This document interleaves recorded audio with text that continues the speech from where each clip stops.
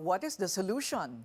Uh, should the fruit bats be decimated? Lahat po ba ng mga fruit bats, since they carry this virus, would that be part of the solution?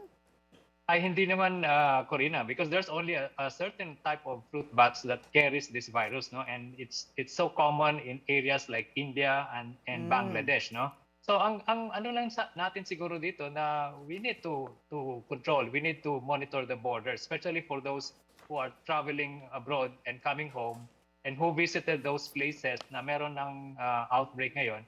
They should be monitored also for symptoms, the usual health check that they undergo doon sa Bureau of Quarantine sa airport.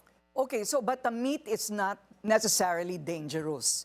I mean, beef from cows, hindi naman po. Yeah, but because of this outbreak, ang advice talaga natin na anybody who will be taking any type of beef, no?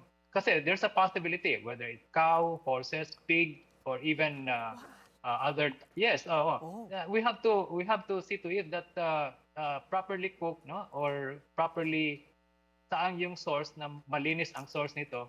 And importante na talagang luto siya, hindi lang yung hilaw. Kasi the virus can really thrive in an uncooked type of meat.